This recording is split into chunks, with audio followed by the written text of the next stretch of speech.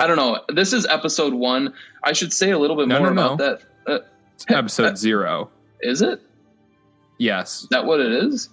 Can we do like how we should put we do like weird like Yu-Gi-Oh numbers? Like episode like -2B or something like that. I didn't know that was a Yu-Gi-Oh thing. I have no idea. I feel like I walk past the little card sections and I see like packaging like that. That's just how I think of like Pokemon names, like names, or like the card game names. This and this plus this. It's always really like going on tangents already. Yeah, it's always like Pokemon Sword and Shield, Desert Storm, or something like that. Yeah, exactly. Like, yeah, sick Desert Storm reference.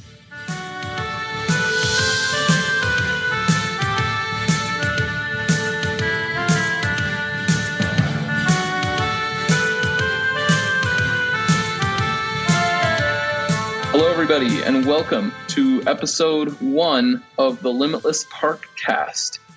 That's Parkcast, and it sounds like I said 2 words, but I'm actually just putting 1K in there, and it's going to confuse everybody. I am your host, Andrew, and I'm here with my co-host / brother / friend / hunka. Hell yeah! Absolutely, man. Yeah, I'm Brandon. He didn't say my name.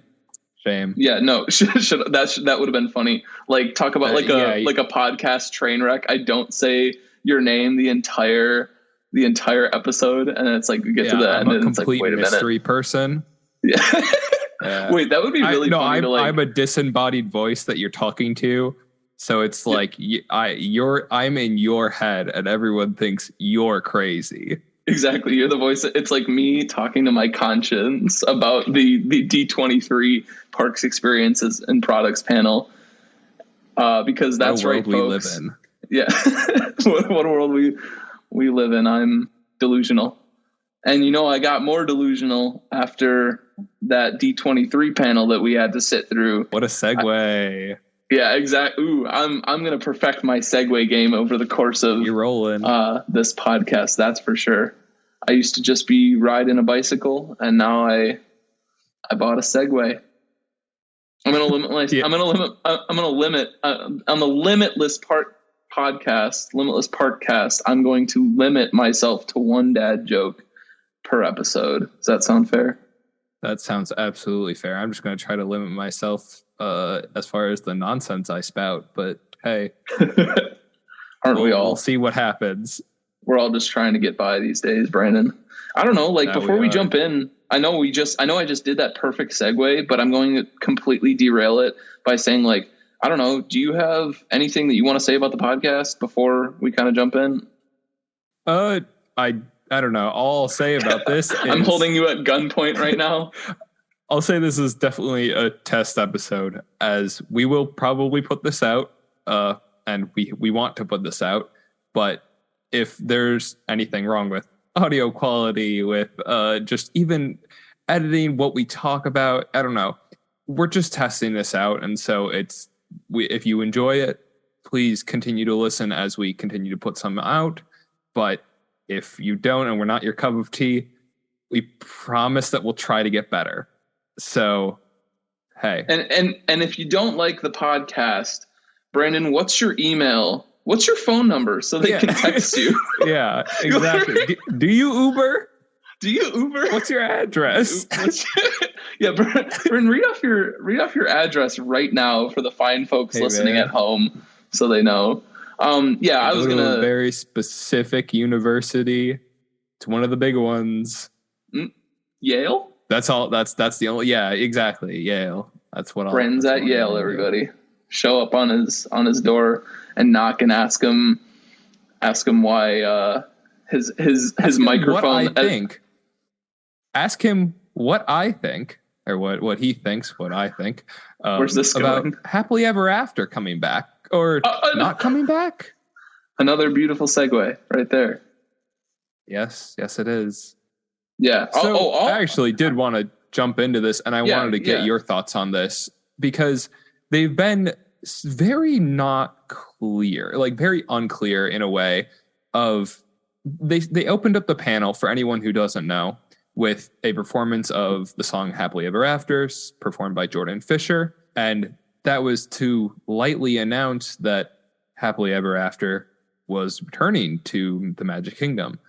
But on their posts about it on social media, and even during the panel, they were very unclear as to what is actually coming back, because as far as their specific wording on all posts on social media and even on their blog, they've been sure to say that Happily Ever After the song is returning. And I don't think this means that this song will be put into a random show, but I have a feeling this will be an updated version. Not even have a feeling. This will for sure be an updated version of Happily Ever After, probably with new IPs and just maybe some rearranged stuff. Maybe they'll like cut out the Brave segment, maybe the Cars segment. I mean, not that those are big, but just a thought. I just wanted to get your thoughts on that, Andrew, though, because I think that's very interesting how they're talking about bringing it back. Yeah. I mean, look, I don't care about the whole, oh, it's just a song, or is it, like, I know that's kind of the main point of the question you're saying, but is it just a song? Is it the whole show? It sounds like it's just a song. For me, the original show was made by the song. Like, when I think that show, I don't think projections, because love it or hate it, Enchantment has better projections from what the consensus, what it sounds like. Is it a better story or is it better told? It doesn't sound like it. I haven't seen Enchantment, only Harmonia, so I can't comment on the actual, my personal experience. But from what it sounds like, there's better quality projections and everything like that in Enchantment.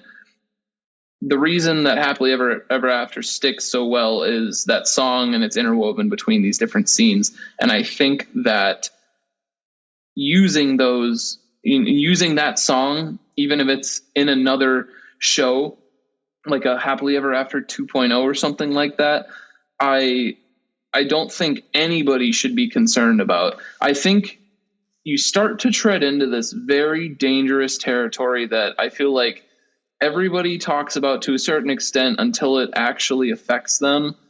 And that's just the idea that change is good in the parks until, it's something like Happily Ever After, where it's like everybody loves it. I mean, that's my favorite. I like that more than Rise of the Resistance, but I don't want the same show to just come back, because it's cool now.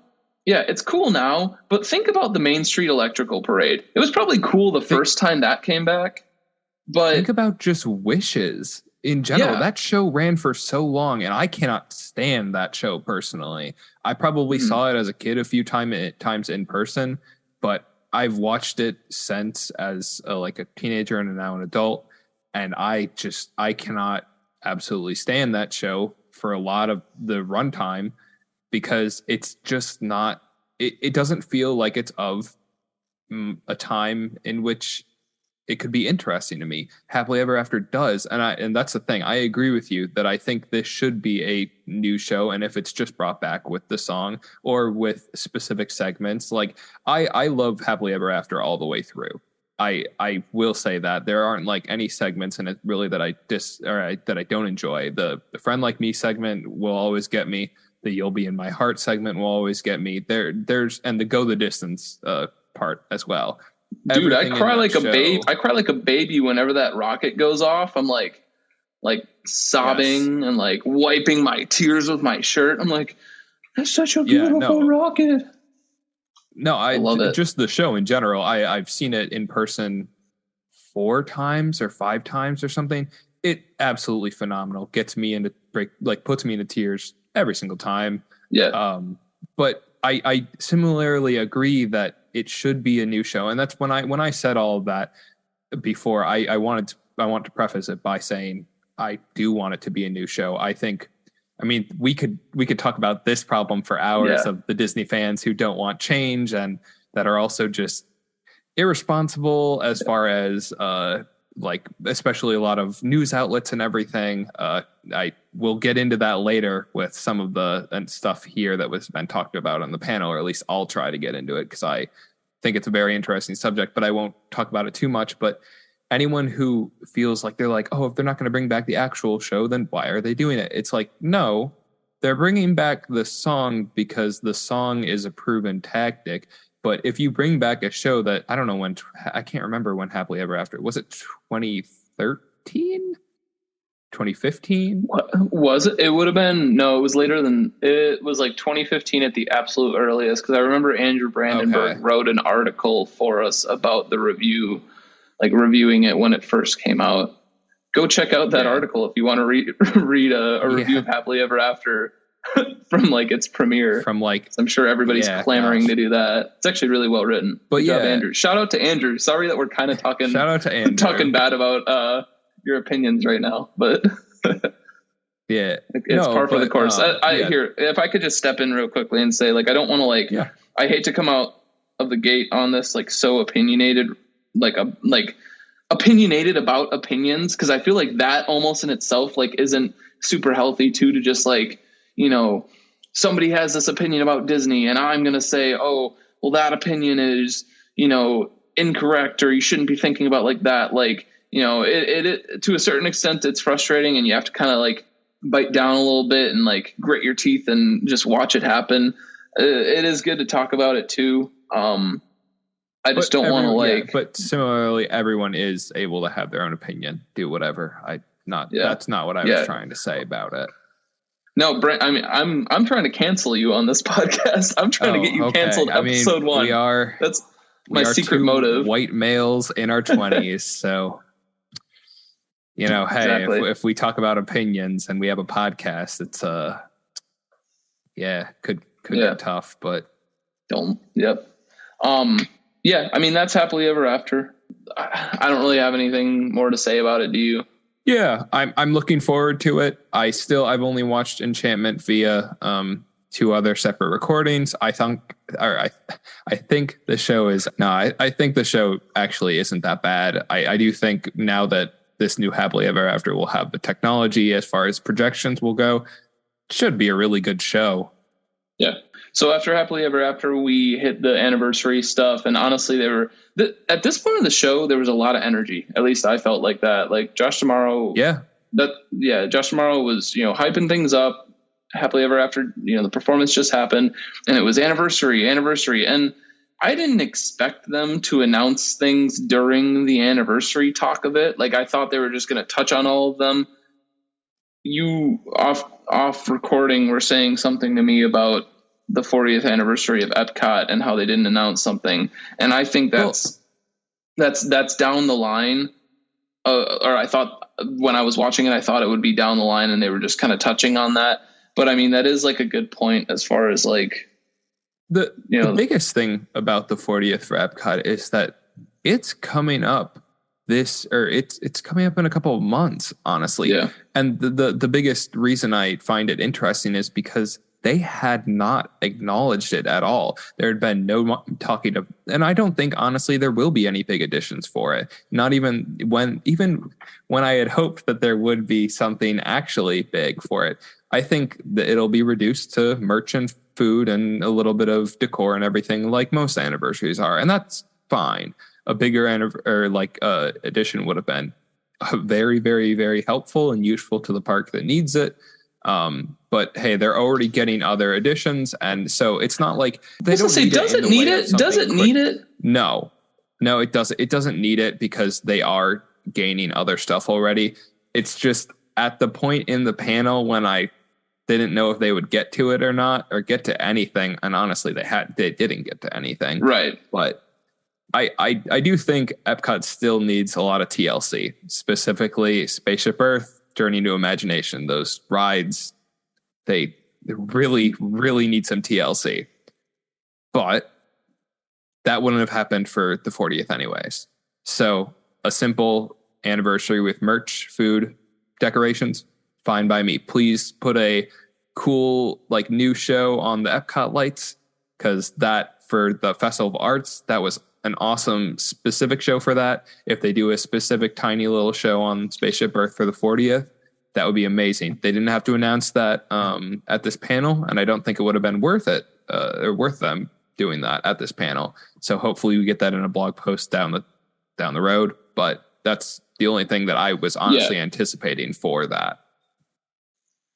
Yeah, the 40th, that they don't have to, in my eyes, do a big ride. I mean, Hollywood Studios, it kind of lined up with the 30th when that happened with Rise of Resistance and stuff. But I don't think that was, it's 30th and we're doing this ride for that. I think Disney is held at a very high standard in theme parks for the right reasons and for good reasons. But I don't see it as like, it's an anniversary, so you have to add something. So I see it a lot on social media where people are just like, it's the 40th and you're not doing this. It's like, look at all these different anniversaries that just got announced, and Epcot's the biggest one that's, coming up, that's in the US. But I don't know, we just got Guardians, which was just a 50th thing. And then Ratatouille was before that. And I know that we were going to get a lot more, and I know that there's still an overhaul, but even for this 40th, Moana, even though it's just a walkthrough, is going to be that. This is jumping ahead a little bit, but we can just touch on it now. I mean, why not? Moana and Communicore Hall. I don't know. Don't you think that that's an addition? I do think it's an addition, and I think it's a worthy opening. If it would have been done sooner, that would have been great. But now that it will be opening during their 40th, having the Communicore Hall and Journey of Water, which will feature Moana, I think that will be a great addition and opening for their 40th. And I similarly do think they don't need to add. Not every anniversary has to have a huge addition along with it. It can be, just as I've reiterated a million times, merchandise, food, decorations. Maybe a tiny little tag to a show, maybe a different little parade or something. Who knows? Anything. I say the Spaceship Earth thing just because it came to my thoughts in my head. But on that note, though, with the Journey of Water, inspired by Moana is, I think, title. I don't know. We got on the show floor. There was I can't remember the size of the one there, but there was a model of a giant Tafiti, or 16-foot tall, I believe it is, a Tafiti statue that'll be a part of it. It looks phenomenal, honestly, in my opinion. It'll be weird that it's 16 feet in the middle of Epcot, but I hope they will make it so the sightlines are okay. And I don't see it wouldn't be. It's 16 feet. It's not going to be that much of an eyesore in any places. And plus, I think it'll look cool. If you want to see pictures of that, look it up. It honestly looks amazing, even as someone who isn't I do like the Moana movie, but I'm not like, oh yes, Moana. But we'll get to talking more Moana as it goes on, possibly. Oh boy, will we. But but Communicore Hall, and then the Walt statue that it will be at Dreamer's Point, and all that stuff also will be opening. Was it late 2023? It was, I have late 2023 written down for Communicore Hall and Moana. I don't know if the statue, and I mean, there's, going off of that, the Figment meet and greet, which is a smaller thing. And I feel like everybody is upset about there not being a new ride that was announced for next year or something like that, or anything in the future. Not to say that there couldn't be. This whole panel, and I feel like we're going to keep coming back to this. This whole panel was not a lot of, new rides and everything like that. And the last part, was kind of like a what if-y type thing, but it didn't really count. But people are acting like there's nothing coming at all.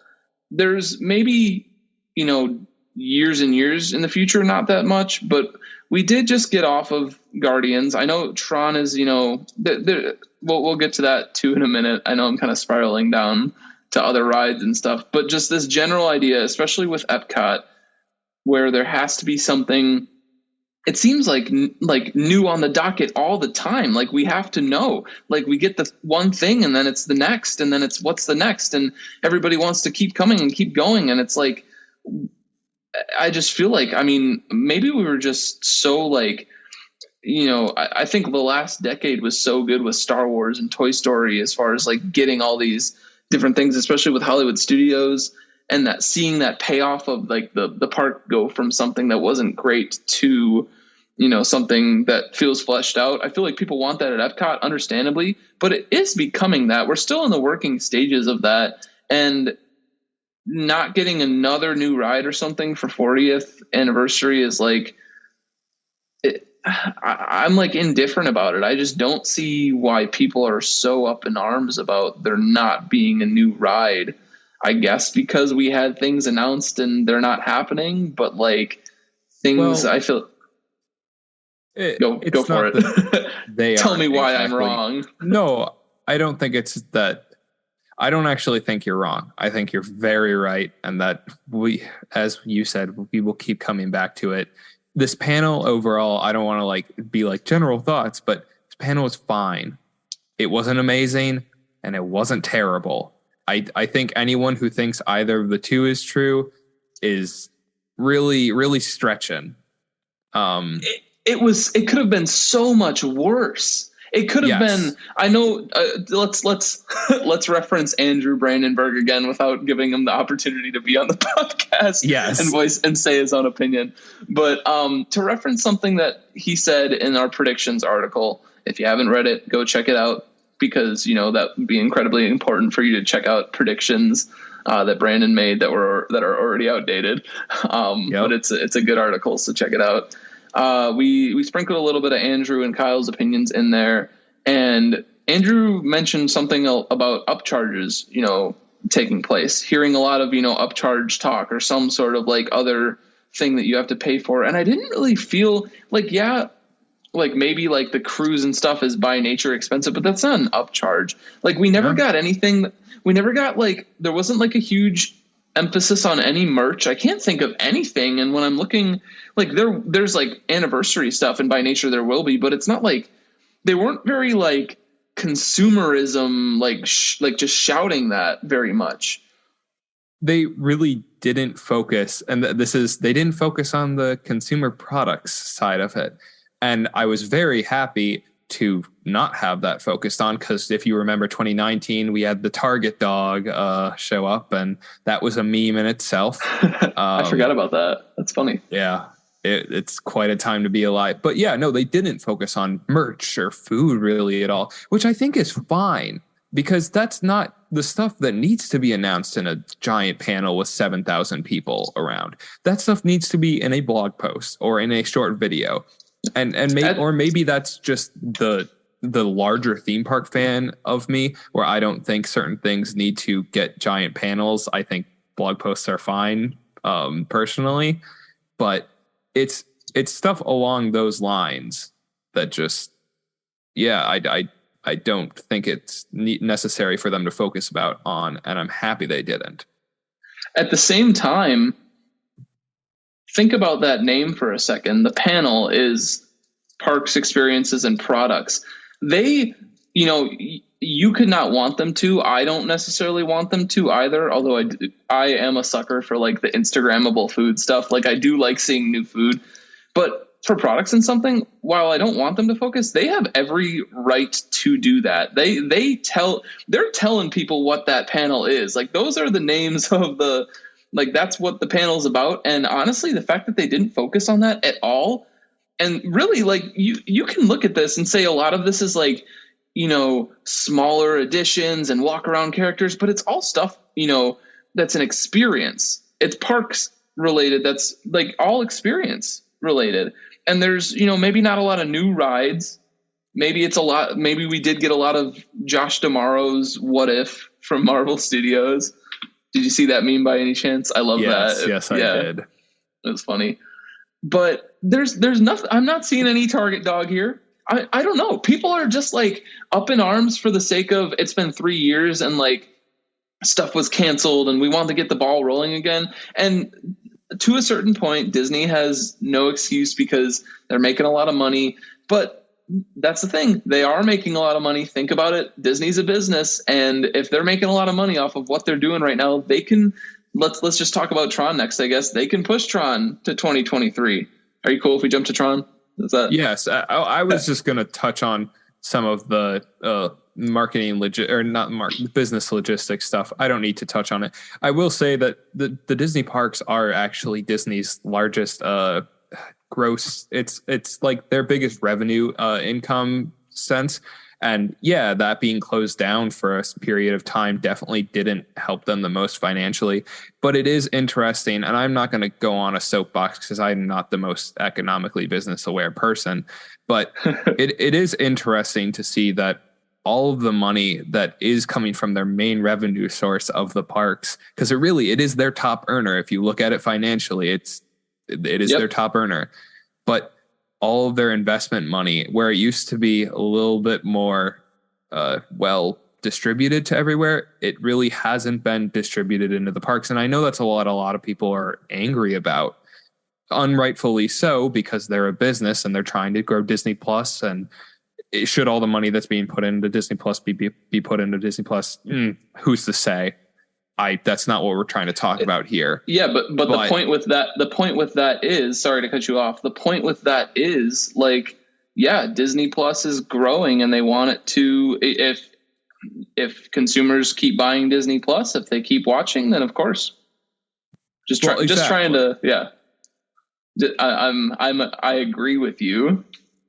Yes, no, and that's what we'll be doing a lot of during this podcast, is jumping on each other to just agree with them, not even to disagree. We're not that. Hey, I agree with that. I agree with that. No, we gotta put some bits in here.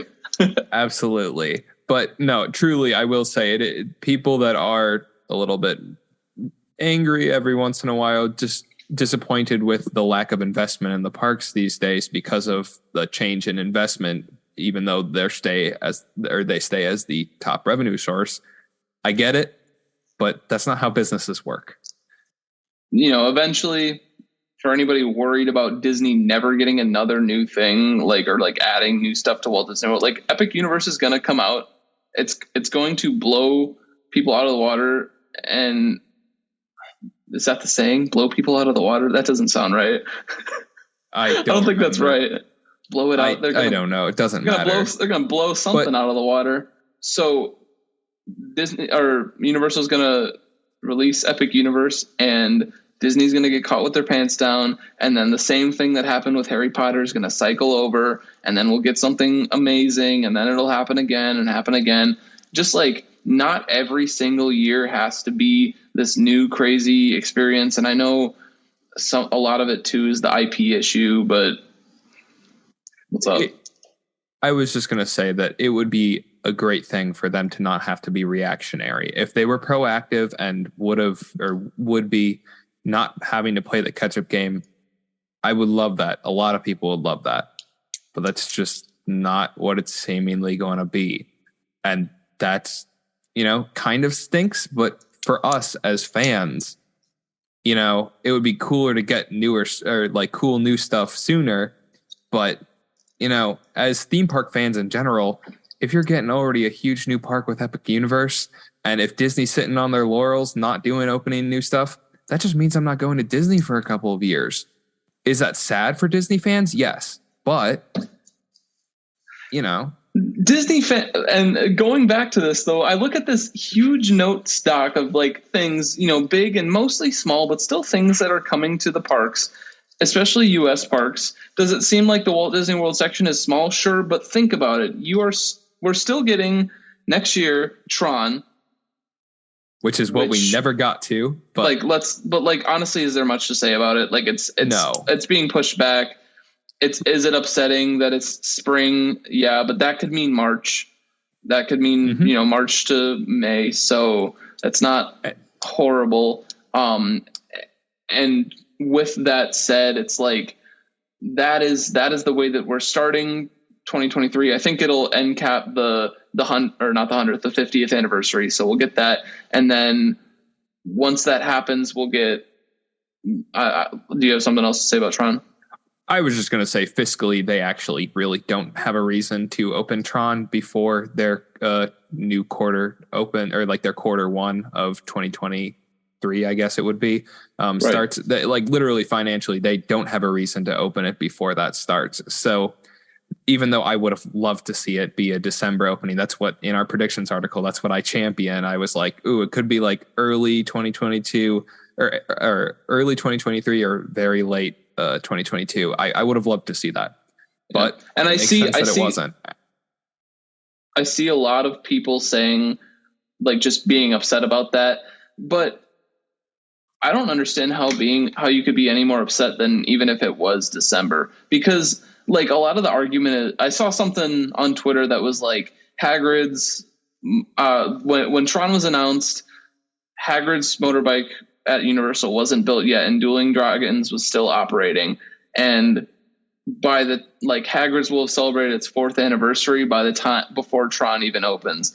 Yeah, that's a big statistic, and that's upsetting. It's upsetting that we didn't get Tron earlier. We should have gotten it last year, but because we didn't, because that's in the past and we can be upset about it, but like I don't see like at this point if it makes a difference if it's December or March. Like I guess people who are down there and visiting the parks, like the annual pass and the Disney fans, like will notice it and be like, oh, I can't ride it for 4 more months, and it sucks for them. But like that's an incredible minority, and the vast majority of people, and I'm not even just talking about us where we don't live down there, but like just general public, just like Disney people, going once a year, they're not gonna, if they want to ride Tron, they're not in the know of like how long it took for it to be built necessarily. It's going to open in December or it's going to open in March, and now we know it's March, and that's that. And it's just like we should stop talking about it. Yes. I don't know. So you want to move on? That's yeah I want to move on. We did Tron, we did Epcot. I mean, we can touch on let's knock out all of Walt Disney World, because there's not a lot of stuff to talk about. I mean, Hatbox Ghost coming back, or not coming back. It was never there, right? No, it was never there. This is something actually really great, actually, in my opinion, because this was long rumored to be a small edition during the 50th, which we were potentially supposed to receive more of for other rides like Carousel Progress, Country Bears. But for one thing, at least, to finally be coming as far as a small edition, this is a good one to have. The animatronic is amazing. It's a small edition, but it's a great edition. And I think everyone should just be happy that we're getting it. It shows that they still care about the attraction. Like, I mean, clearly they do. They're making a movie and the ride's not going anywhere, but like adding an attraction, continuously fixing it up, doing all the, what was it when they did this anniversary a while ago. Do you remember all that merch that came out? It's just cool to see that ride get so much love and continue to get it. So yeah, that's cool. I want to skip the what if section for now, but like it was Tron Identity, and after that, and yeah, the new nighttime show for Epcot, new Walt Disney World show. Yeah, it's crazy that they're already like doing some. I bet they'll be using the Harmonious technology. They will still be using the barges. I saw a bunch of people like on all social media being like, oh, maybe this means we'll get rid of the barges that are ruining all the sightlines. I get that people don't like them, but they will not be going away. They're honestly fine pieces of technology. They're way better than the Earth or the globe that was from Illuminations as far as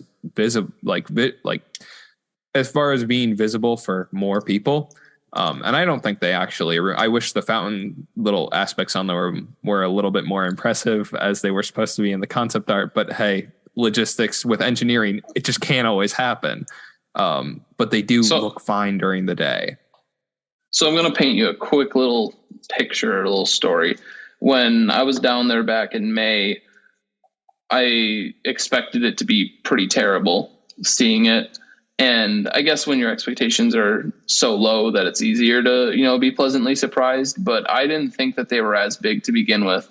And that's from the perspective of somebody who knows it and knows everything that goes on with it, knows all the complaints about it. Think about Drake and Soren for a second. Not Disney fans, like the parks, but not super kept up in it.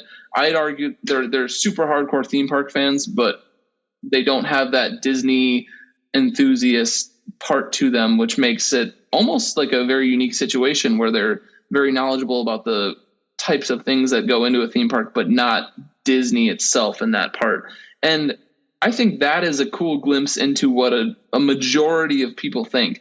And they didn't, I would, I don't want to put more words in their mouth, but they didn't care at all. Like they didn't, everything, all this talk about sightlines, like, yeah, it's cool. And I don't want them to just like start compromising like quality theming and stuff like that, and visually making things visually appealing. Like maybe people have like other experiences of general public people and just like, friends who just go and don't know Disney and are like, oh, what's with the big ugly things in the middle of the lake? But like Drake and Soren were like, oh, what are those? That's cool. And then like, it just wasn't a big deal. I similarly feel like that isn't a majority of people. I think majority of people either don't notice them or are just like, oh, big screens. Okay. Yeah. Like it doesn't matter to the most people. And I think there's no way they'll be going away. They'll still use them because they were a large investment. And I hope they use them well. I don't think they're particularly poorly used for Harmonious. I haven't seen it in person, so I've only seen it from specific visible, like video angles. But I think they work okay. If some people think they don't, that's fine. But hopefully they'll be used even better in the next show. And They can completely make it look like, oh, it was only supposed to be for the 50th. It wasn't supposed to be. It was supposed to be the next great Epcot spectacular to run for maybe 20 years like Illuminations. But it wasn't received greatly, but it also wasn't received poorly, I don't think. It wasn't enchantment levels of the fans' outcry. I think it was just a little bit like, okay. I think it was similar, honestly, to Epcot Forever, because for the fans loved it. General public was like, I don't know this music. Now with Harmonious, it's fans are like, I don't love this. General public is like, hell yeah, it's Disney music. It's good. But yeah, no, I'm excited for this new show. Who knows what it'll be, but hopefully it'll be good. Yeah. And then we did already touch on this before we move off of Walt Disney World, because I think we're about to do that as there wasn't much else. I think what we should do is jump to Tiana's, but say what you're going to say first. Oh, I was just we did touch lightly on the Figment meet and greet, but I will say it was very interesting in the panel when they showed the Imagination Pavilion. I really, really, really thought they were going to announce an updated attraction, but they didn't. And they didn't even mention the attraction. They just showed a picture of the building. We're like, hey, the guy who lives, or speaking of like characters, it was something about speaking of characters. And then they transition into Figment. And I think it's really cool. But the most interesting thing about it is people online are very interested in why or what this actual meet and greet will be. And I first, immediately just thought of the old Dreamfinder and Figment one from the 80s, like that meet and greet where it was a little puppet. And there's the YouTuber Disney Dan where he has his little Figment puppet and so on. And they look great. And I assumed that immediately that's what it would be. But then I go online on social media and everyone's like, oh, it's going to be a giant costume Figment. And I think it'll be really interesting to see what it is at the end of the day. Or maybe it'll be a weird animatronic meet and greet like the Baby Groot one was, or something like that. But I'm excited for it, even as a person who doesn't even like Figment, doesn't even care about Figment. But I'm excited for it. My man sold 1 million popcorn buckets, so hey. Yeah, I'm looking forward to it too. And maybe this is just my overly optimistic take, but Disney knows that Disney fans like Figment, but Disney doesn't know, I don't think, isn't for sure certain that non-Disney fans like Figment. Imagination, it's not like it's drawing in crowds. So I think what this is a jump to test Figment in the parks, maybe get him around some more people. And if that goes well, I would not be surprised within the next 2 years before the next D23 if we get a Imagination overhaul announcement. We won't get a lot of details. It'll probably not be till 2025 at the absolute earliest. Again, there are rides and things coming until 2024. So we have the next 2 years covered.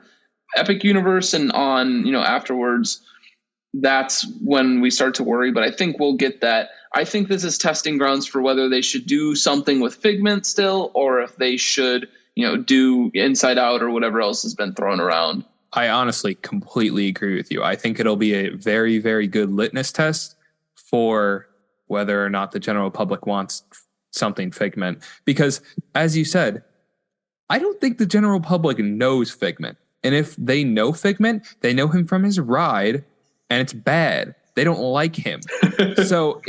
No, legitimately, I think if you put any random person on Journey into Imagination right now, they will see that ride, they will dislike it because it is bad and old and in terrible state. Like, a lot of things don't work sometimes.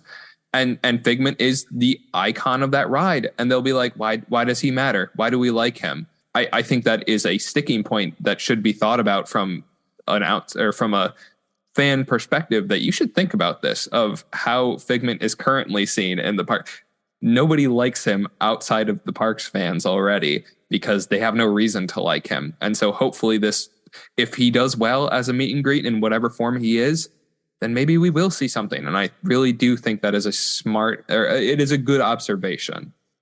Yeah, I wouldn't want I honest to God, like, even as a Disney fan, would not want Disney to just say, we're doing a Imagination revamp and it's just Figment and it's just something new. Or it's like even worse, like bringing back the old concept without like changing much. Like, I know people think it's a better thing, and they could update tech, but like at the core idea of it, like, things need to be evolving. And I think that all three of the versions, like, none of those should be here today, but you have to take it in steps. You sell 1 million popcorn buckets. You say, okay, this dragon might still have relevance. Let's put him in the parks. People can meet him. People can see him, get acclimated to him without going on the ride in which he is really, really annoying on, in my opinion.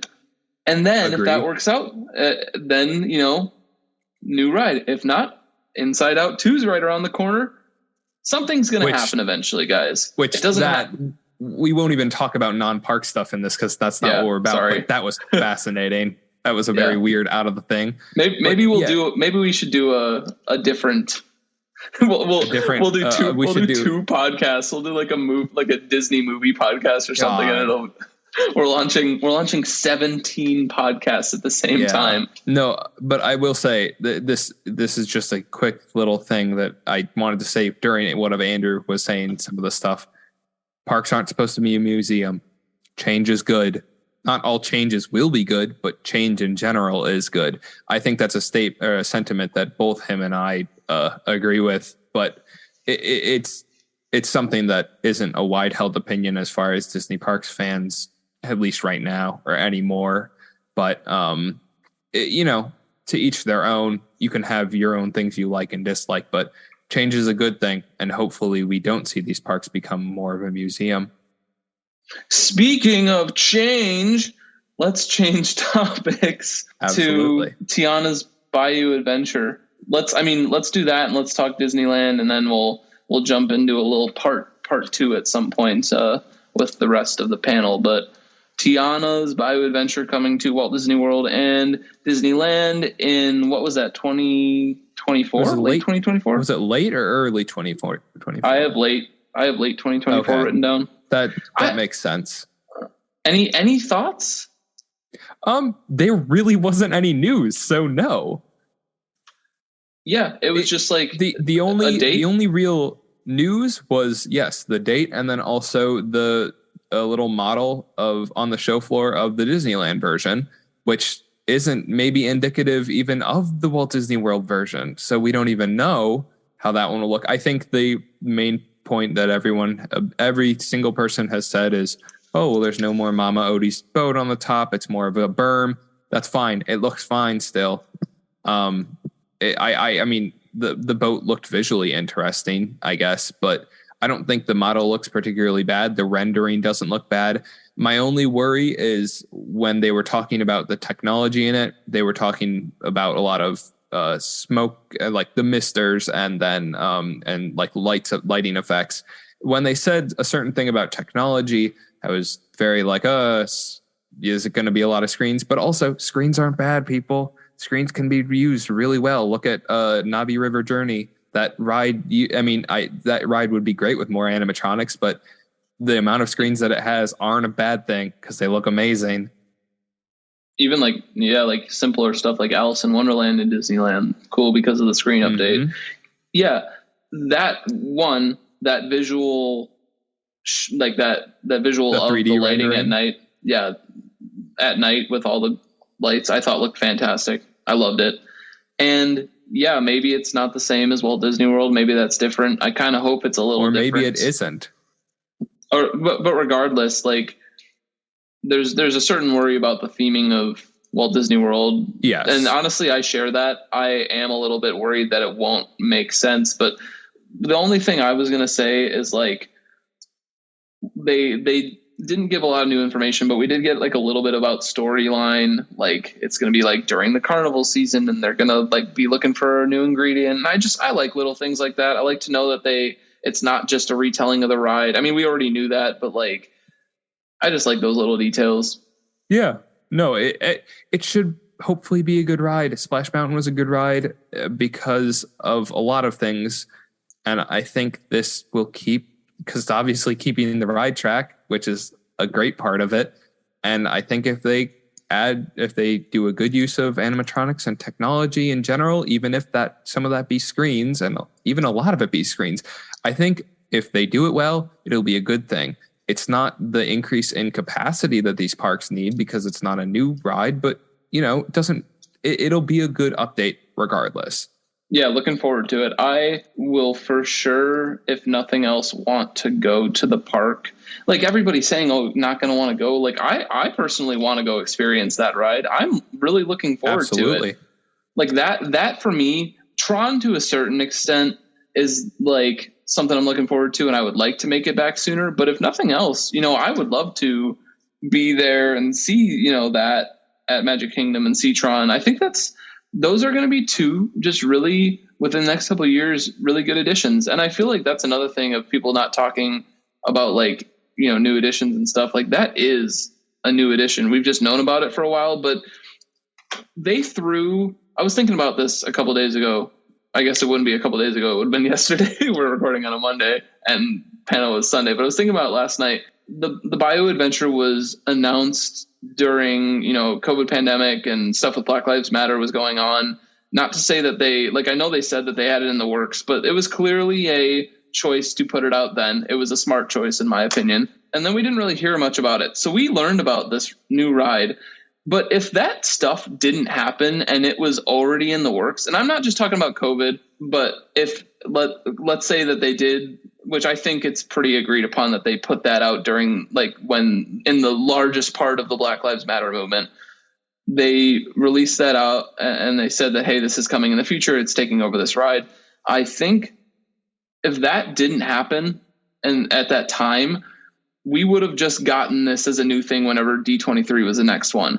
But because we didn't, or because we already got it, it's like, shoot, that was something that they had in the works. And now it's like, I guess we're getting that, like they still have to talk about it. They never talked about Tiana's in a D23, but people are acting like because we got this concept art in 2020 that they probably rushed out, something, it shouldn't count. And I think it should count. It to me, it still counts as a new ride talked about at D23.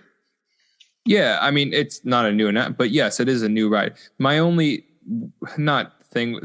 I understand some people's thoughts about this as not being the new thing that's completely needed. I think the retheme is needed. That's not what I'm saying. I'm saying a lot of people think just because it's not going to add any capacity to the park because it's the same thing. And because these parks are a lot of the time so crowded, they really do need new capacity. But I don't think that's a bad thing here because we're getting Tron, and that's a whole new thing of capacity. Not that, Splash Mountain won't be down during that segment of time because most likely it'll be down right about when Tron opens, most likely. But the thing is once both of those are open, I mean, maybe the Space Mountain will close down. Who knows at that point? But when they're both open, you'll have a giant new addition for as a people eater, and you'll have a new capacity boost. And that's what we need. We just need more capacity boosts, but they're coming in time. Things will come in time. Not that what's behind Big Thunder Mountain? Oh my God. Yeah, we'll get into that in our part 2. We'll get into it in part 2. What I will say, just speaking off of this capacity issue real quick, anybody who thinks that nothing is going to happen there is kidding themselves. Like, there's clearly some sort of thought for expansion in mind back there. Will it be some sort of villains area or Coco or Encanto? Maybe, maybe not. And Coco will be relevant. I don't think Encanto quite as much in that point. And then villains is tough. I don't know for sure. Not trying to get into that, but just the idea of that there won't be any sort of expansion. There will be, and they're looking at that as a place for capacity. So there always will be this eventual capacity, addition. Yes, hard agree. Yeah, you want to? I don't know. Like, let's keep running with Disneyland. Yeah, Disneyland. It's like we got the characters. Let's just do Disneyland Park real quickly, and then we'll go over to DCA. Because I think that's the easy, because DCA has a lot more actually. But we got more, like we got the 2 models on the show floor of the Toontown expansion, Runaway Railway. We got some art of the queue. It actually looks really, really, really good. And in general, Runaway Railway is supposed to be really good. I haven't personally experienced it yet, but I'm really still looking forward to it because it looks amazing. And I think it'll be a great addition. And I think their Toontown will look great. So that's a cool little thing there. Anything else with actual main park Disneyland? I didn't think so, actually. I guess Mandalorian and Galaxy's Edge is technically. That was already announced technically, but we got to see it with the little Grogu. It honestly, it looks really good. It is sad it's not coming to Walt Disney World, just like Boba and Fennec so far, but the whole live entertainment game is completely different from Disneyland Resort to Walt Disney World. I mean, if you even just look at their Boo Bash characters at DCA right now, you realize how different of a game as far as live entertainment and live characters is from the West Coast to East Coast. It's a completely different game, and it's great over at Disneyland. I wish it was great at Walt Disney World. Even as a person who doesn't like character meet and greets that much, it's really good over there at Disneyland, which I guess we could segment and go talk about, unless you had something to say about the Mando thing. Did you? Nope. I was just going to segue Baby over Yoda's cute. From walk-arounds to being great on the West Coast. To being terrible. Yeah. So they showed off this technology either last D23 or maybe even the Destination D23. I couldn't remember which one they did it at first, of like big characters things with like exoskeleton material thing. Looked really cool in the technology phase. We're getting Hulk in his quantum Avengers suit, and it doesn't look great, but it also doesn't look terrible. And it's also only going to be a limited time thing, like most of the Avengers Campus stuff is. And I think they're really just going to use this as a test to see, okay, how does this work well? How does this not work well? And I'm fine with that. You need testing, and especially with meet and greets.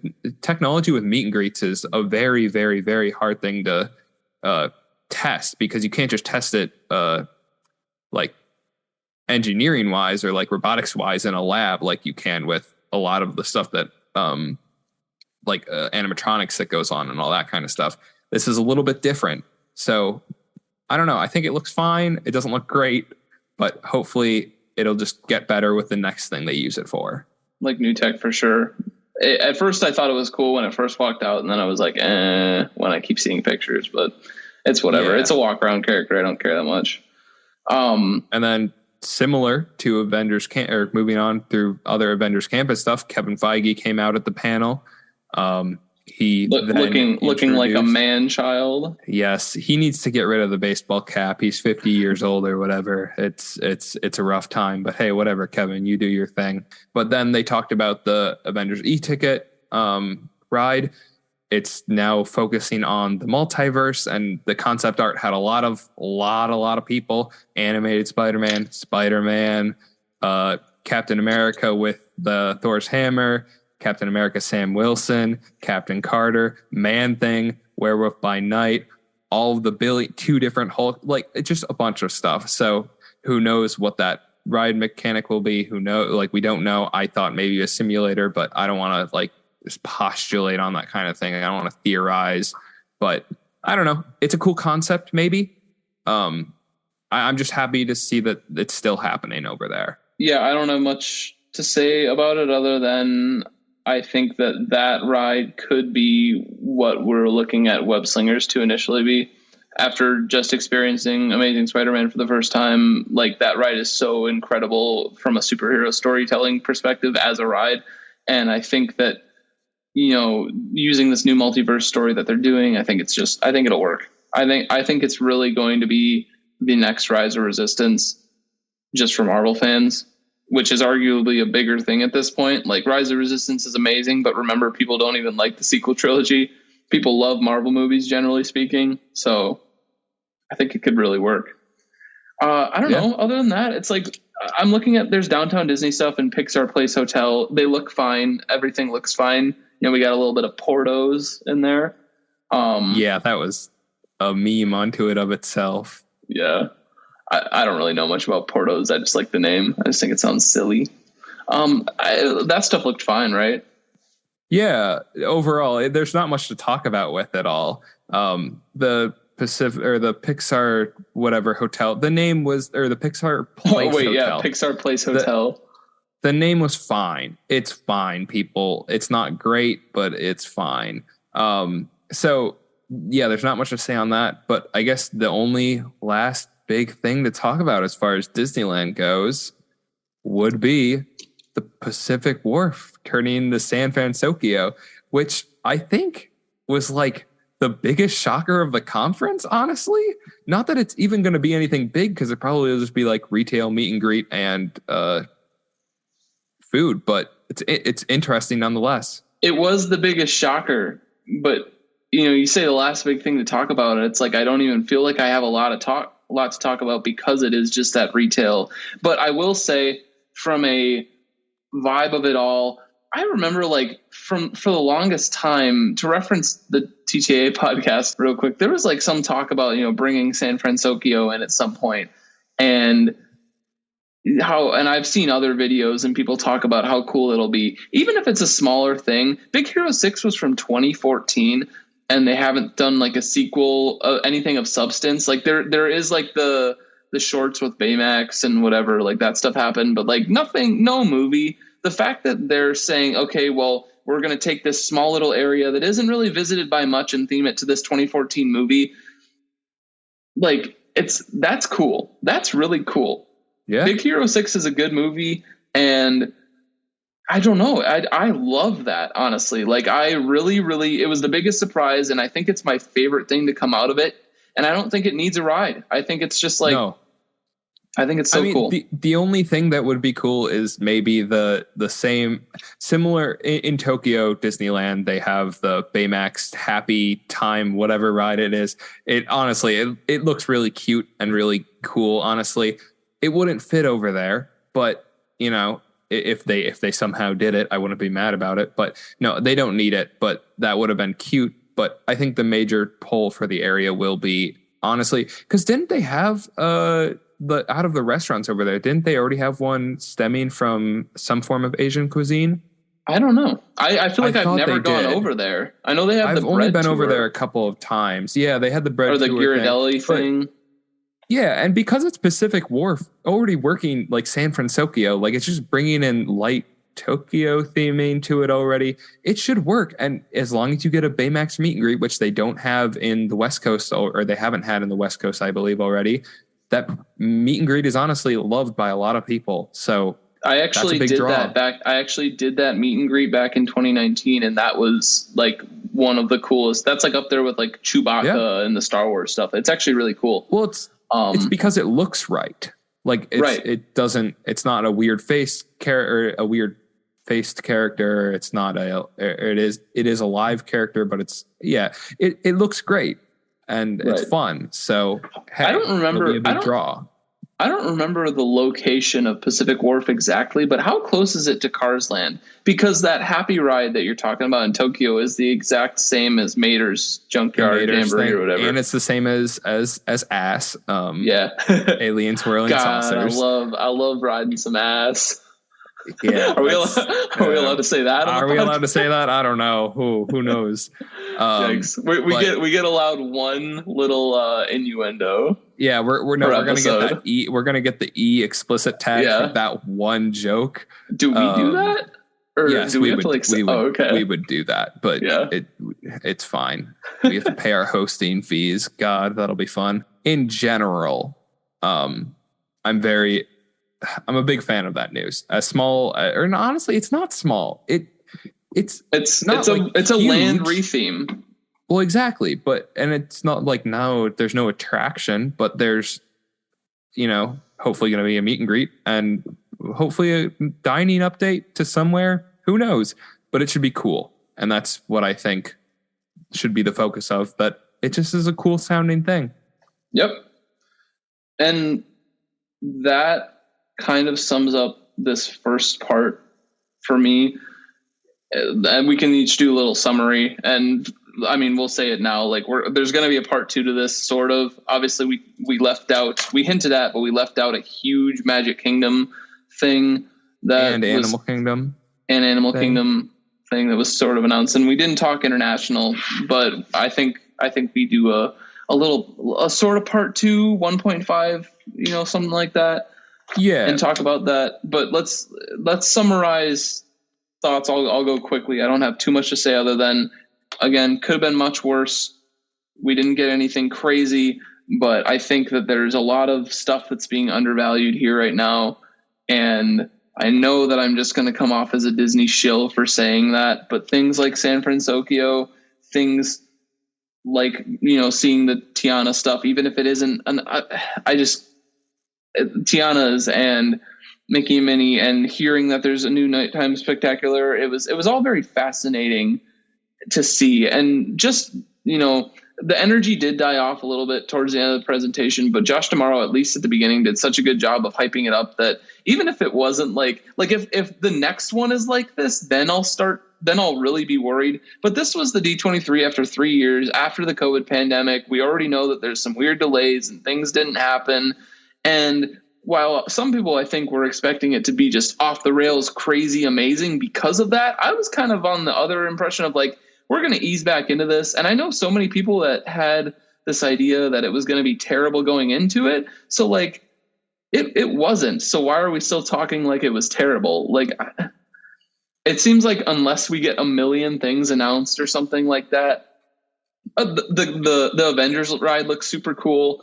I'm just looking at it again. Every single thing, there wasn't a lot announced, but there's nothing on here other than some of the stuff we didn't talk about. Well, yeah, that's exactly. But out of the stuff that we've talked about, there's nothing that I've said that I've been that I've had an adverse reaction to. I'm not getting hives from any of these issues right now, or these things. So I don't know. That's my thoughts. I'd give it a solid. Let's say for this part of the thing, I give it a solid 6 fingers out of 10 fingers. This is a great medium for show. Yeah. As an audio only podcast, the greatest visual medium.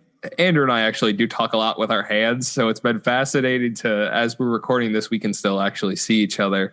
And yeah, it's. I wonder what will get lost in audio. We've been working a lot on.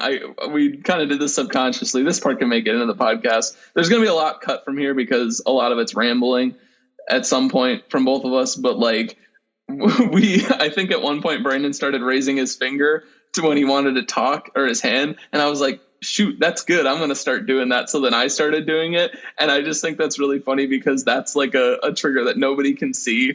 But exactly, that was definitely it helps the podcast run much smoother. Hopefully. I mean, I hope that hopefully it's just even easier to edit around that. It'll make podcast number 2 for anybody. Wait, I'm going to put a disclaimer at the beginning of the episode that just says, don't listen to this and go to episode 2 because we'll iron out the kinks by then. Yeah. God, we won't.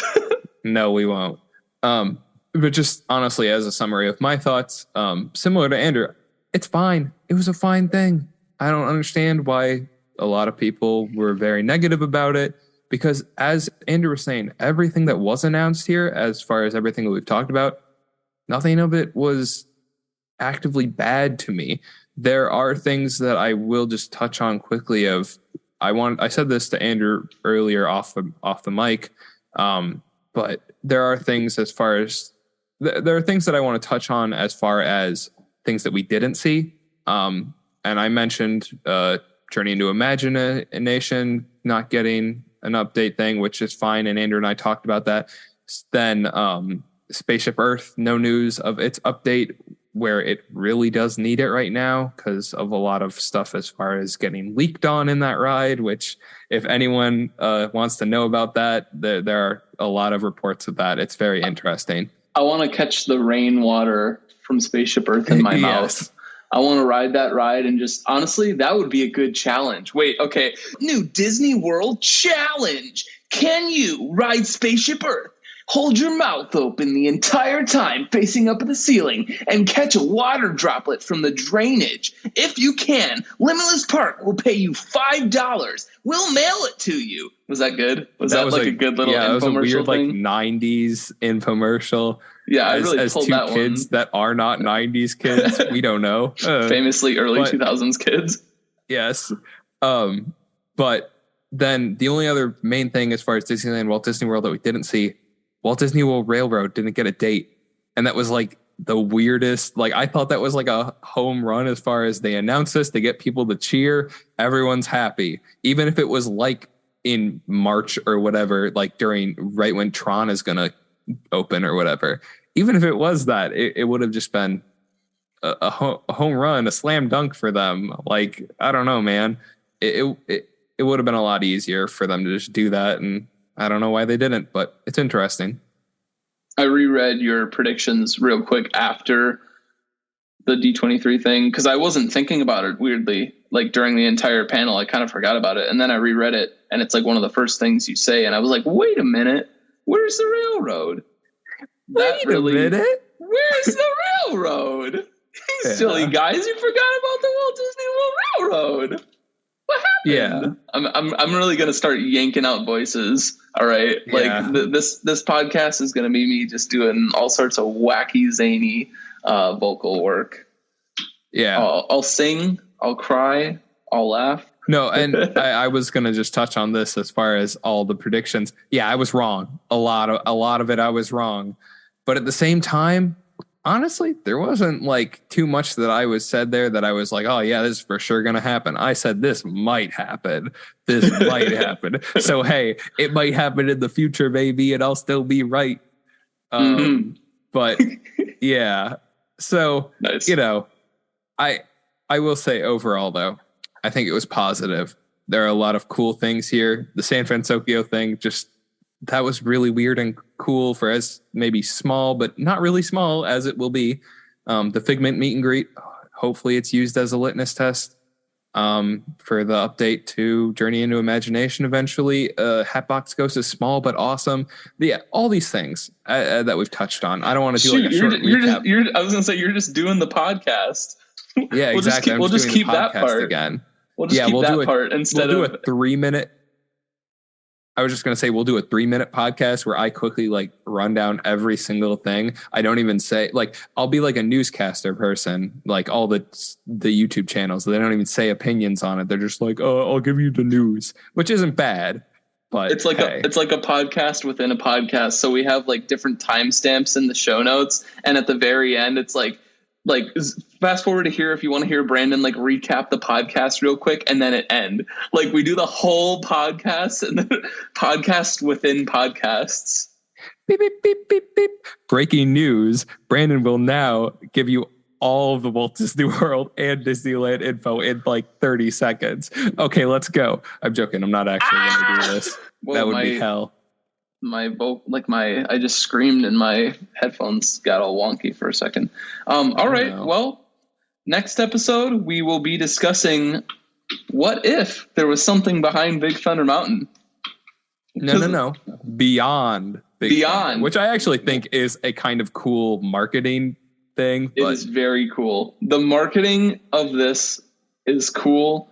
Everything else about it isn't, to a certain degree. Exactly. But we'll get to that on the next episode. So stay tuned. Brandon, sign us off. Alrighty, everyone. Catch you on the flip side.